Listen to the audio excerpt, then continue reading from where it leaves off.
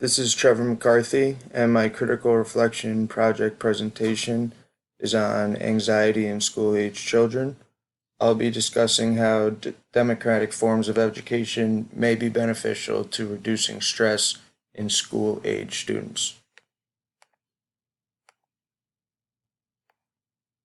So, what is anxiety?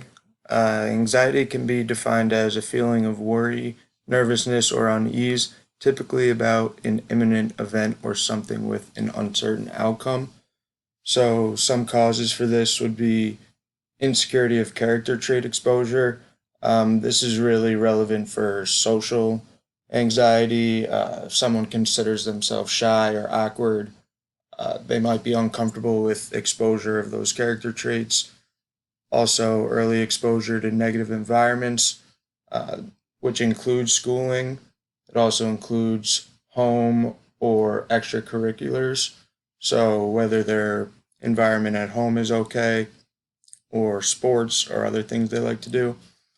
And also biological reasons, which could be genetics. So, if they were born, maybe their parents had anxiety problems, or they have other disorders, such as heart palpitations are common with anxiety disorder.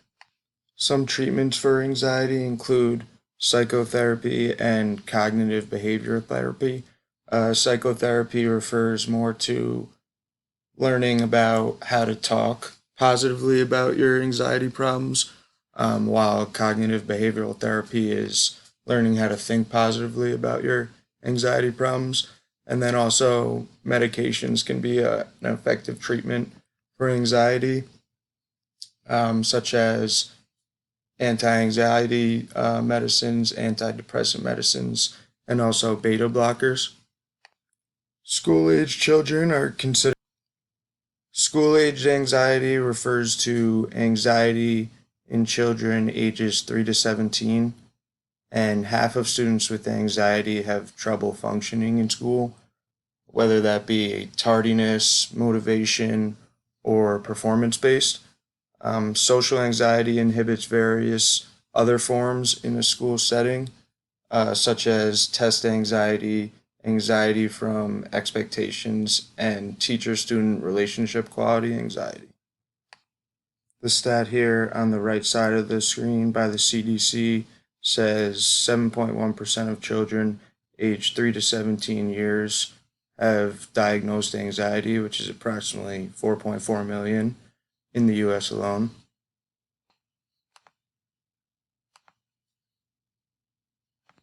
So, for school related anxiety, one form would be test anxiety, which is a feeling of agitation or physical and mental distress in association with the test. Some causes, one would be lack of preparation. So, this might be waiting till the last minute to study, cramming material, which could lead to decreased confidence um, in your performance in the test. And that leads to worrying about that performance, whether it be doing well or doing bad. Um, Typically, students want to do good, but they feel as if they're going to do bad.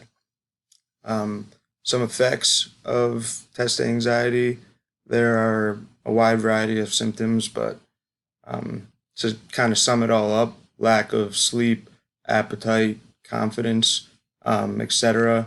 On the right side of the screen, there's a little chart here that shows the different symptoms of test anxiety. Um, High levels of this test anxiety can have the ability to decrease performance, whether that be from people blanking out or not having enough sleep or not following a proper diet due to this high anxiety. Unfortunately, traditional schooling emphasizes this testing so much that it increases the chances for students to develop um, test anxiety when it comes to the grades that they receive and the expectations that they have for themselves. Another school-related anxiety would be anxiety from expectations. These expectations come from oneself, teachers, and parents. Um, from oneself, they want to avoid embarrassment, whether that be from their peers. They don't want to get made fun of for receiving bad grades, or whether that be from themselves. They don't want to let themselves down and discourage themselves and maybe not feel a great sense of self worth. And they could also want to achieve perfection, meaning they set high standards for themselves and they might consider themselves never good enough. Over here on the right side, there's a quote. It says 30% of students in Regents courses and 61.8% of students in AP courses fit the criteria for an anxiety disorder. This finding suggests that rates of anxiety disorders within adolescents may be increasing. Specifically, students enrolled in AP courses are at higher risk of developing anxiety than students enrolled in Regents courses. So this just proves that the higher the standards, the increased odds that someone might develop anxiety disorder. Teachers may also have high expectations of students. They may actually think that students have learned all the information on a test, so there's no reason that they could and technically should get 100 every time, considering all the information was presented to them. But we obviously know that that's not the case.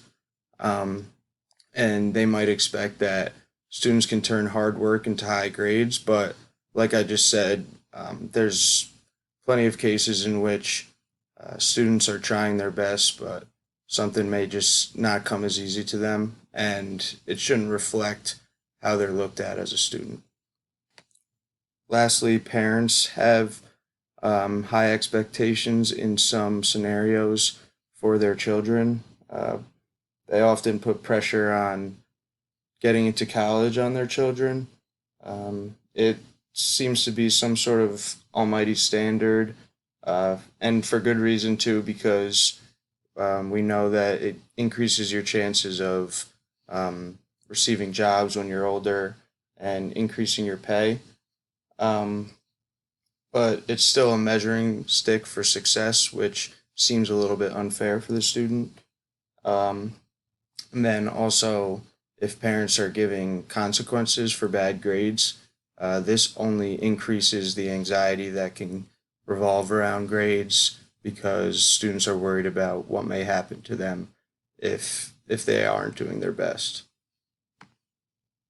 The last school-related anxiety I'll discuss The last school-related anxiety I'll discuss is teacher-student relationship quality. So this teacher-student relationship quality actually decreases with aging, meaning that as students get older, um, closeness with teachers actually decreases and conflict increases. Why does this occur? Effective dialogue decreases. Teacher student relationship quality loses effective dialogue components as defined by love, humility, faith, hope, and critical thinking, as by Paulo Freire. So, one, if not more than one of these qualities, is lost. And as Paulo Freire says, if all five of these are not apparent in dialogue, then it can't be effective, and learning has a worse chance of taking place. So teachers are taking on more of an authoritative role in traditional schooling, meaning that the power really isn't in the hands of the students. Freire talks about this more in his part about the bankers depositing knowledge into students, the bankers being the teachers.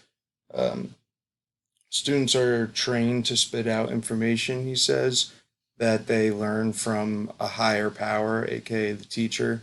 And this is highlighted from free thinking being transformed into controlled thinking in this traditional schooling. Believing there's a right or wrong answer um, or a right or wrong way to think inhibits anxiety because it promotes a reason for blame. You can blame yourself for maybe not choosing the right answer in whatever form that might be.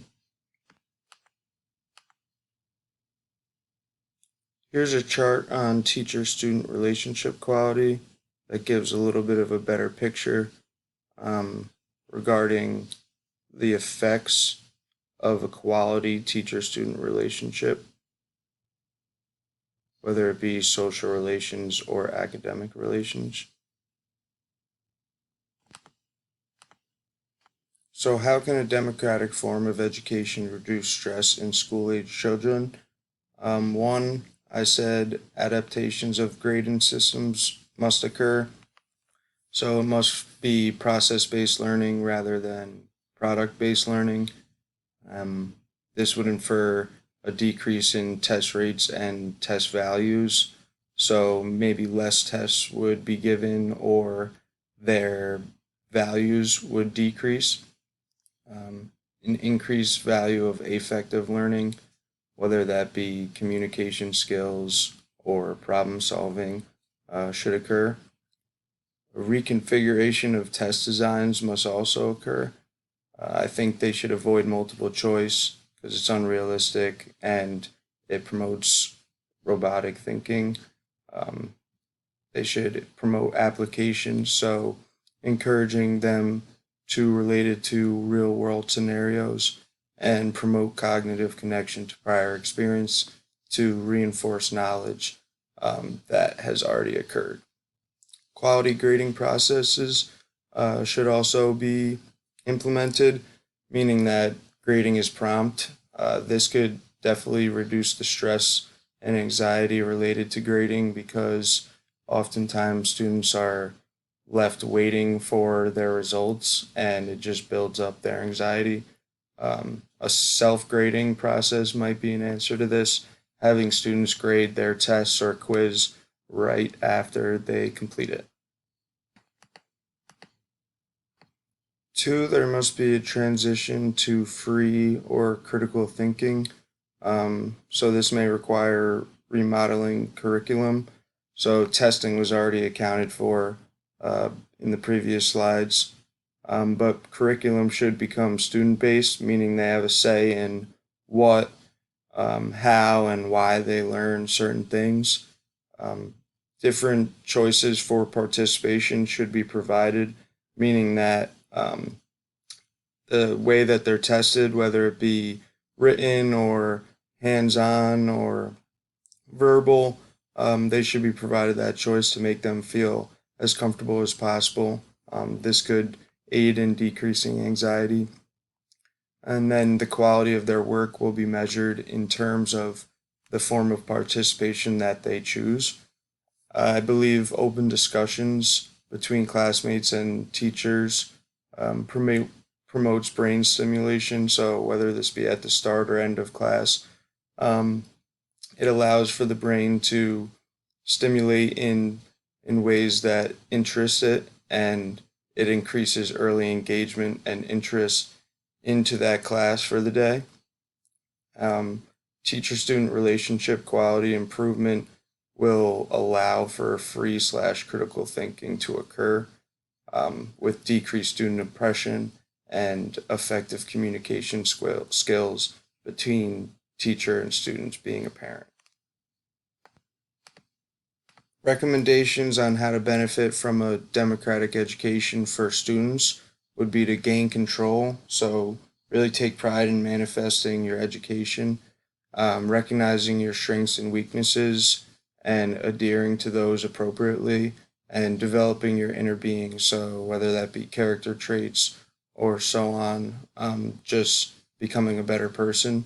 Teachers should be willing to adapt and embrace humility, so recognize that the students are also human beings, and you must promote a positive learning environment for them.